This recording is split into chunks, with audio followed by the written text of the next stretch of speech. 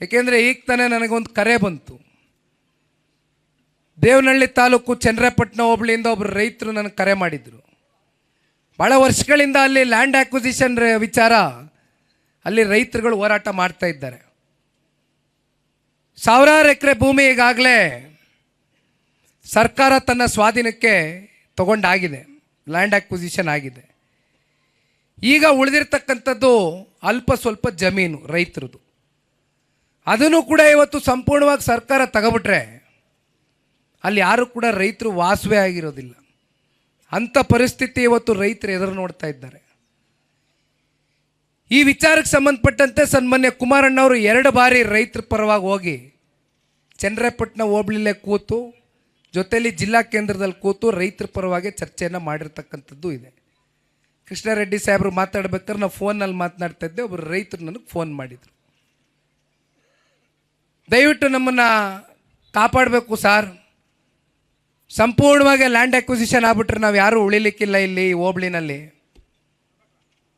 ಇಲ್ಲಿ ರೈತರು ಭಾಳ ಜನ ಕೃಷಿ ಮೇಲೆ ಅವಲಂಬಿತರಾಗಿ ಜೀವನ ಮಾಡ್ತಾ ಇದ್ದಾರೆ. ನಮ್ಮ ಪರಿಸ್ಥಿತಿಗಳೆಲ್ಲ ಏನಾಗಬೇಕು, ನಮಗೆ ಬೇರೆ ಇನ್ನೇನು ದಾರಿ ತೋಚ್ತಾ ಇಲ್ಲ ಅಂತ ಫೋನ್ ಮಾಡಿದರು. ಯಾಕೆ ಇದನ್ನೆಲ್ಲ ಹೇಳ್ತಾ ಇದ್ದೀನಿ ಅಂದರೆ ಅಣ್ಣ, ಇವತ್ತು ನಮ್ಮ ಕೋಲಾರ ಚಿಕ್ಕಬಳ್ಳಾಪುರ ವಿಚಾರಕ್ಕೆ ಸಂಬಂಧಪಟ್ಟಂತೆ ನಾವು ಮಾತನಾಡಬೇಕು ಅಂತಕ್ಕಂಥದ್ದಾದರೆ ಇವತ್ತು KC ವ್ಯಾಲಿ ಮತ್ತು HN ವ್ಯಾಲಿ, ಬೆಂಗಳೂರು ಪ್ರದೇಶದಿಂದ ಏನು ಕೊಳಚೆ ನೀರು ಹರಿದು ಬರ್ತದೆ ಅದನ್ನು ಇವತ್ತು ನಮ್ಮ ಇಲ್ಲಿ ಸ್ವಾಭಿಮಾನಿ ರೈತರುಗಳು ಅವರ ಕೃಷಿ ಚಟುವಟಿಕೆಗಳಲ್ಲಿ ತರಕಾರಿ ಬೆಳೀತಕ್ಕಂಥದ್ದಕ್ಕೆ, ಹಣ್ಣನ್ನು ಉತ್ಪಾದನೆ ಮಾಡ್ತಕ್ಕಂಥದ್ದಕ್ಕೆ ಬಳಸ್ತಾ ಇದ್ದೀರಿ. ಅದು ಎಂಥದ 2ನೇ ಹಂತದ ಶುದ್ಧೀಕರಣ ಮಾಡಿಬಿಟ್ಟಿದ್ದೀವಿ, ಈಗ 3ನೇ ಹಂತದ ಶುದ್ಧೀಕರಣ ಮಾಡಿಬಿಡ್ತೀವಿ ಅಂತ ಹೇಳ್ತಾವ್ರೆ. ನನ್ನ ಪ್ರಕಾರ ಈ ಇಡೀ ವಿಶ್ವದಲ್ಲೇ, ಭಾರತ ದೇಶ ಬಿಟ್ಬಿಡಿ, ಇಡೀ ವಿಶ್ವದಲ್ಲೇ ಕೊಳಚೆ ನೀರನ್ನು ಶುದ್ಧೀಕರಣ ಮಾಡ್ತಕ್ಕಂಥ ವ್ಯವಸ್ಥೆ ಇಲ್ಲಿವರೆಗೂ ಯಾವ ದೇಶದಲ್ಲೂ ಕೂಡ ಅದು ಇಲ್ಲಿವರೆಗೂ ಅದನ್ನು ಕಾಣಲಿಕ್ಕೆ ಸಾಧ್ಯವೇ ಆಗಿಲ್ಲ. ಅದು ಎಲ್ಲಿಂದ 3ನೇ ಹಂತದ ಶುದ್ಧೀಕರಣ ಮಾಡ್ತಾರೋ ನನಗೆ ಗೊತ್ತಿಲ್ಲ. ಮತ್ತೊಂದು ಕಡೆ ಕೃಷ್ಣಾರೆಡ್ಡಿ ಸಾಹೇಬರು ಮಾತಾಡಬೇಕಾದ್ರೆ ಹೇಳಿದ್ರು, ಎತ್ತಿನೊಳೆ ಯೋಜನೆ ಪ್ರಾರಂಭ ಆದಂಥದ್ದು ಇಂದಿನ ರಾಜ್ಯದ ಮುಖ್ಯಮಂತ್ರಿಗಳ ಮೊದಲನೇ ಅವಧಿಯ ಕಾಲಘಟ್ಟದಲ್ಲಿ. ಆ ಎತ್ತಿನ ಯೋಜನೆ 12,500 ಕೋಟಿಗೆ ಏನು ಫಂಡ್ ಅಲೋಕೇಶನ್ ಆಗಿತ್ತು, ಅಲ್ಲಿಂದ ಪ್ರಾರಂಭ ಆಗಿ ಇವತ್ತು 30-35 ಸಾವಿರ ಕೋಟಿಗೆ ಹೋಗಿ ತಲುಪಿದೆ.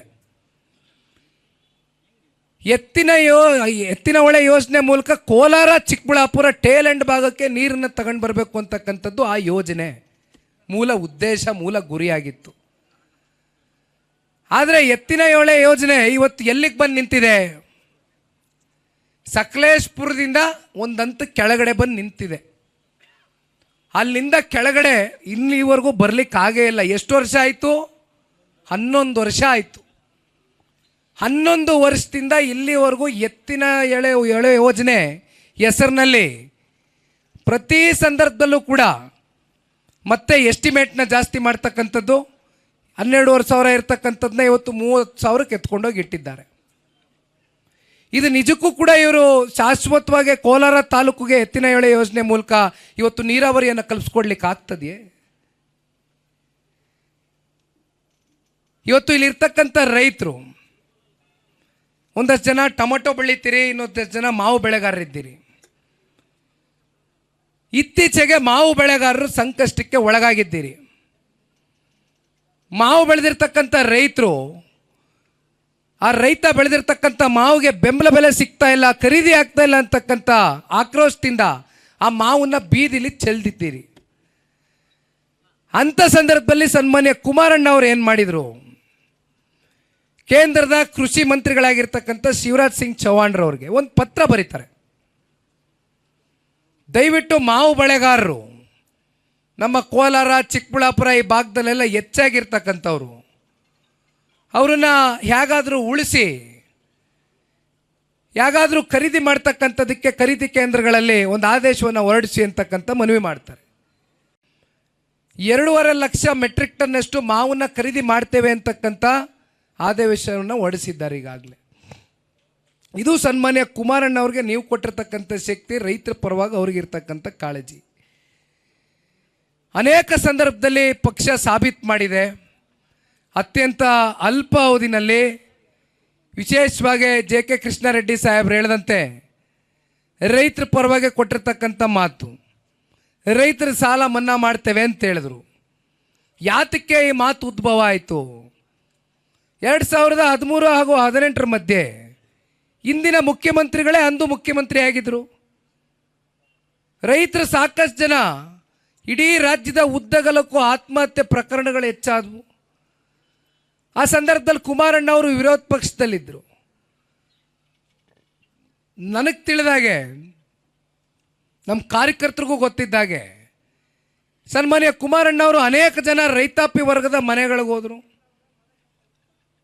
ಅವ್ರ ಕೈಲಾದ ಮಟ್ಟಕ್ಕೆ ಸಹಾಯವನ್ನು ಮಾಡಿ ನೆರವನ್ನು ಕೊಟ್ಟು ಅಲ್ಲಿಂದ ಅವರು ಒಂದು ದೃಢ ಸಂಕಲ್ಪವನ್ನು ತೊಡ್ತಾರೆ. ಮುಂದಿನ ಚುನಾವಣೆಯಲ್ಲಿ ನನಗೆ ರಾಜ್ಯದ ಜನತೆ ಸಂಪೂರ್ಣ ಬಹುಮತದಿಂದ ಆಶೀರ್ವಾದ ಮಾಡಿದಂಥ ಸಂದರ್ಭದಲ್ಲಿ ರೈತರ ಸಾಲವನ್ನು ಒಮ್ಮೆ ನಾನು ಮನ್ನಾ ಮಾಡಬೇಕು ಅಂತಕ್ಕಂಥ ನಿರ್ಧಾರವನ್ನು ಮಾಡ್ತಾರೆ, ಘೋಷಣೆನೂ ಮಾಡ್ತಾರೆ 2018ರಲ್ಲಿ. ಆದರೆ ನಮಗೆ ಬಂದಂಥ ಸೀಟ್ಗಳು ಕೇವಲ 37. ಆ 37 ಸೀಟ್ಗಳನ್ನ ಇಟ್ಕೊಂಡು ಕುಮಾರಣ್ಣವರು ಅವ್ರು ಕೊಟ್ಟಂಥ ಮಾತನ್ನು ವಾಪಸ್ ತಗೊಳ್ಳಿಲ್ಲ, ಬದಲಾಗಿ ಉಳಿಸ್ಕೊತಾರೆ. 25,000 ಕೋಟಿ ರೈತರ ಸಾಲ ಮನ್ನಾ ಮಾಡ್ತಾರೆ. ಇವತ್ತು ಕಾಂಗ್ರೆಸ್ನವರು 5 ಗ್ಯಾರಂಟಿ ಬಗ್ಗೆ ಚರ್ಚೆ ಮಾಡ್ತಾರೆ.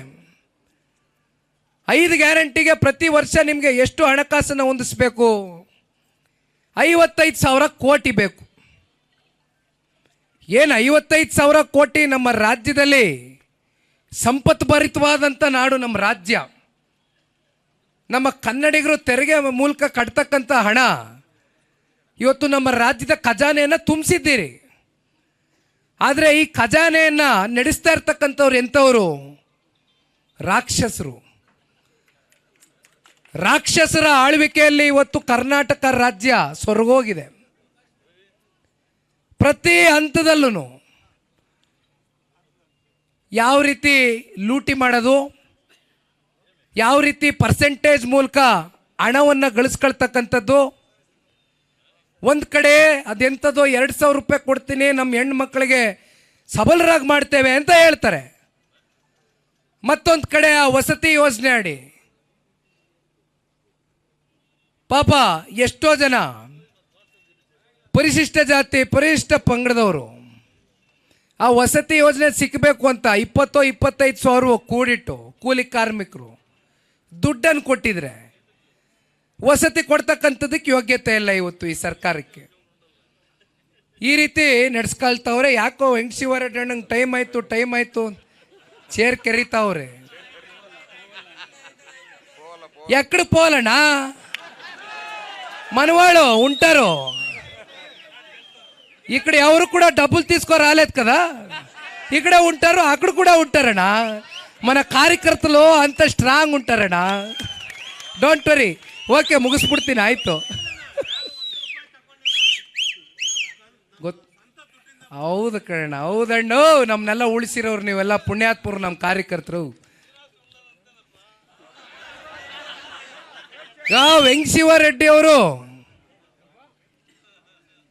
ಇಲ್ಲಿಂದ ನಮ್ಮ ಜೊತೆ ಶ್ರೀನಿವಾಸಪುರದವರೆಗೂ ಪಾದಯಾತ್ರೆ ಮಾಡ್ತಾರೆ ಈಗ ಯಾಕಂದ್ರೆ ನಿನ್ನೆ ಕೋಲಾರದಲ್ಲಿ ಹೇಳವ್ರೆ ನನಗೆ ಇನ್ನೂ ಯಾವುದು ರೋಗ ಅಂಟಿಲ್ಲ ನಾನು ಆರೋಗ್ಯವಾಗಿದ್ದೀನಿ ಎಂದವ್ರೆ ಹಾಗಾಗಿ ಇವಾಗೆಲ್ಲ ನಾವು ಬೇಡ ಇನ್ನೂ 20 ಕಿಲೋಮೀಟ್ರ್ ಆಯ್ತದೆ ಮುಂದೆ ಮಾಡೋಣ ಸಮಯ ಬರ್ತದಣ್ಣ ಕೃಷ್ಣ ಎಲ್ಲ ಇನ್ನೂ ಮಾತನಾಡ್ತಕ್ಕಂಥ ಸಾಕಷ್ಟು ವಿಚಾರ ಇದೆ ಅಣ್ಣ ಬರ್ತೇನೆ ಯಾಕೆಂದರೆ ಮುಂದೆ ಜಿಲ್ಲಾ ಪಂಚಾಯತಿ ತಾಲೂಕ್ ಪಂಚಾಯತಿ ಚುನಾವಣೆಗಳಿದೆ ಆ ಸಂದರ್ಭದಲ್ಲಿ ರಾಜ್ಯ ಸರ್ಕಾರದ ವೈಫಲ್ಯತೆಗಳು ಹಗರಣಗಳು ಇವೆಲ್ಲವನ್ನು ಎತ್ತಿಡಿತಕ್ಕಂಥ ಕೆಲಸ ಮಾಡ್ತೇವೆ ಈಗಾಗಲೇ ಕೃಷ್ಣಣ್ಣ ಅವರು ಪರಿಶಿಷ್ಟ ಜಾತಿ ಪರಿಶಿಷ್ಟ ವರ್ಗದ SC ST SCP TSP ಹಣ ಇರ್ಬೋದು ವಾಲ್ಮೀಕಿ ನಿಗಮದ ಅಭಿವೃದ್ಧಿಯಲ್ಲಿ ಆಗಿರ್ತಕ್ಕಂಥ ಹಣ ಯಾವ ರೀತಿ ದೋಚಿದ್ದಾರೆ ಎಲ್ಲದ್ರ ಬಗ್ಗೆ ಚರ್ಚೆ ಮಾಡಿದ್ದಾರೆ ಮಾತನಾಡ್ತಕ್ಕಂಥದ್ದಾದರೆ ಸುದೀರ್ಘವಾಗಿ ಮಾತಾಡ್ಬೋದು ಅಣ್ಣ ಒಂದೇ ನಿಮಿಷ ಕುತ್ಕೊಂಡ್ಬಿಡ್ರಿ ಒಂದೇ ನಿಮಿಷ ಗಮನ ಕೊಡ್ರಿ ಕೋಲಾರನ ಸಂಸದರು ಮಲ್ಲೇಶ್ ಬಾಬಣ್ಣವರು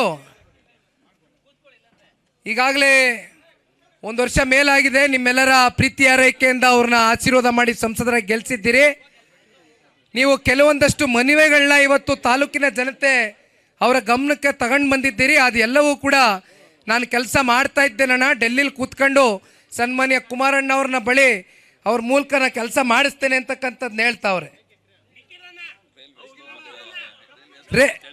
ರೈಲ್ವೆ ವಿಶೇಷವಾಗಿ ರೈಲ್ವೆ ಇಲಾಖೆದು ನೀವು ಕೊಟ್ಟಿರ್ತಕ್ಕಂಥ ಮನವಿ ಅತಿ ಶೀಘ್ರದಲ್ಲೇ ಬಗೆಹರಿಸ್ತಾರೆ, ತಲೆ ಕೆಡಿಸ್ಕೊಬೇಡಿ. ನಾವು ಇದ್ದೀವಿ, ಅವರು ಇದ್ದಾರೆ, ಕುಮಾರಣ್ಣ ಅವರೇ. ದಯಮಾಡಿ ಎಲ್ಲರೂ ತಮ್ಮ ಫೋನ್ಗಳನ್ನ ಒಂದು ಕೈಯಲ್ಲಿ ಇಟ್ಕೊಬಿಡ್ರಣ್ಣ, ಮಿಸ್ಡ್ ಕಾಲ್ ಒಂದು ಕೊಟ್ಬಿಡ್ರಿ ದಯವಿಟ್ಟು. ನಾ ಬಂದಿರೋ ಮೂಲ ಉದ್ದೇಶ ದಯವಿಟ್ಟು ಎಲ್ಲರೂ ಒಂದು ಫೋನ್ ಕೈಗೆ ಎತ್ಕೋಬೇಕಣ. ನಂಬರ್ ಹೇಳ 9999 64 00 20 28 2028 ಜನತಾದಳ ಪಕ್ಷದ ಕಾರ್ಯಕರ್ತರ ಸರ್ಕಾರ. ದಯಮಾಡಿ ಇನ್ನೊಂದು 30 ದಿನಗಳ ಕಾಲ ಅಣ್ಣ, ಕೃಷ್ಣಾರೆಡ್ಡಿ ಸಾಹೇಬ್ರಿಗೂ ಒಂದು ಮಾತು ಮನವಿಯನ್ನು ಮಾಡ್ತೇನೆ ಈ ವೇದಿಕೆ ಮೂಲಕ. ಈ 30 ದಿನ ದಿವಸಕ್ಕೆ ಒಂದು 3 ರಿಂದ 4 ಗಂಟೆ ಹೆಚ್ಚಾಗಿ ಸಮಯ ಕೇಳಲ್ಲ. ಪಂಚಾಯತಿ ವೈಸು ಒಂದೊಂದು ಟ್ರಿಪ್ ಮಾಡಿ ಎಲ್ಲ ಜನರ ಬಳಿ ಹೋಗಿ ಮಿಸ್ಡ್ ಕಾಲ್ ಕ್ಯಾಂಪೇನ್ನ ಪ್ರತಿ ಗ್ರಾಮಕ್ಕೂ ಮುಟ್ಟಿಸ್ಬೇಕು ಅಂತಕ್ಕಂಥ ಮನವಿಯನ್ನು ಮಾಡ್ತೇವಣ್ಣ. ಧನ್ಯವಾದ ಅಣ್ಣ. ಇನ್ನೊಂದು ವಿಚಾರ ಇದೆ, ದಯವಿಟ್ಟು ಪರಿಶಿಷ್ಟ ಜಾತಿ ಪರಿಶಿಷ್ಟ ವರ್ಗದ ತಾಲೂಕಿನ ಕೆಲವೊಂದಷ್ಟು ಜನ ಮುಖಂಡರುಗಳು ಒಂದು ಮೆಮೊರಂಡಮ್ನ ಕೊಟ್ಟಿದ್ದಾರೆ, ಒಂದು ಅರ್ಜಿಯನ್ನು ಕೊಟ್ಟಿದ್ದಾರೆ. ಡಾಕ್ಟರ್ BR ಅಂಬೇಡ್ಕರ್ ಅವರ ಪುತ್ಲಿಯನ್ನ ರಾತ್ರೋರಾತ್ರಿ ತೆಗೆಯುವ ಮೂಲಕ ಅಂಬೇಡ್ಕರ್ ಅವರಿಗೆ ಅಗೌರವ ತಗೊಂಡು ಬಂದಿರತಕ್ಕಂಥ ಇಲ್ಲಿನ ಕಾಂಗ್ರೆಸ್ನ ಆಡಳಿತ ಏನಿದೆ ಅದರ ವಿರುದ್ಧವಾಗಿ ಈಗಾಗಲೇ ಕೃಷ್ಣಾರೆಡ್ಡಿ ಸಾಹೇಬರು ಅನೇಕ ಸಂದರ್ಭದಲ್ಲಿ ಹೋರಾಟವನ್ನು ಕೈಗೆತ್ತಿಕೊಂಡಿದ್ದಾರೆ.